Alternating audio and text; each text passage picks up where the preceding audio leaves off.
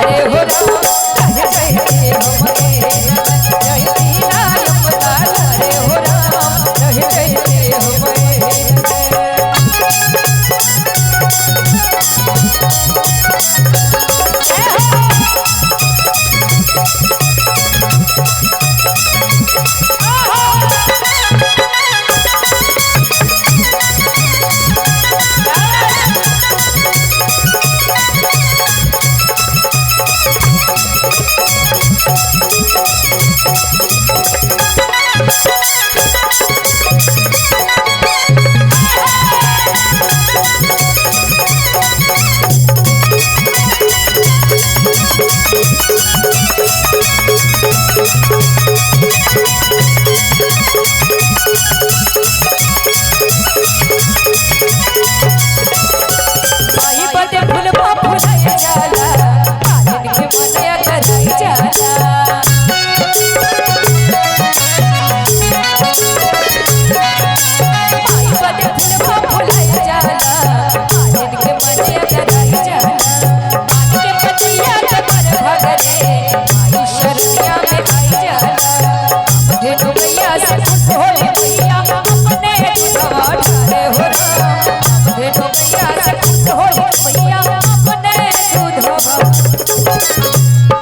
हरे हो रहा। अच्छा कौन कौन माँ के दरबार में रहना चाहते हैं एक बार हाथ उठाइए तो देखिए जिनका सही सलामत हाथ है पूरा पूरा उठाइए, टेढ़ा मेरा हाथ उठाइएगा तो माता आशीर्वाद भी टेढ़ा मेरा देगी और सीधा सीधा उठाइएगा तो आशीर्वाद भी सीधा सीधा मिलेगा। अगर हाथ में तकलीफ नहीं है तो दोनों हाथ उठाइए, अगर हाथ में तकलीफ है तो डॉक्टर से दिखाइए, लेकिन उठाइए जिनका सही सलामत हाथ है। कहते हैं जो जितनी ऊपर हाथ उठाएगा वो उतनी जल्दी ऊपर जाएगा। कुछ गलत मत सोचिए, माँ के दरबार में वो सबसे पहले जाएंगे। तो जिनको माँ के दरबार में जाना है सबसे पहले माँ का दर्शन पाना है, उठा के पूरे पूरे हाथ और कैसे कि रह जाती हम ए नगरिया, रह जाती हम ए नगर जैती ना अपना घरे हो रहा, रह जाती हम ए नगर जैती ना अपना घरे हो रहा, रह जाती हम ए नगर।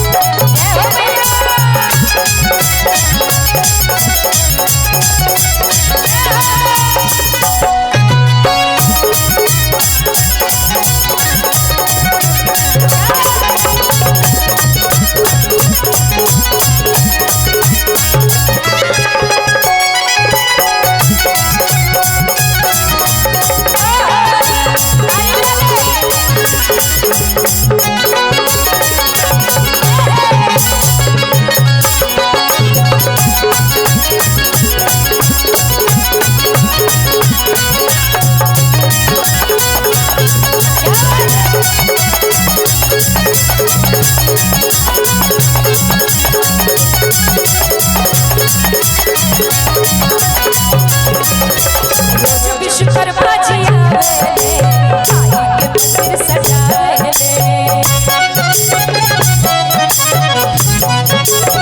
रोज विश्वकर्मा जी आवेले माई के मंदिर सजावेले। ब्रह्मा जी अलग जगावेले भक्ति में सबके झुमावेले।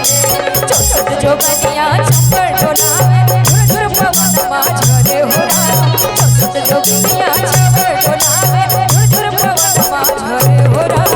रोहि कहती हमारे नगरिया रोहि कहती हमारे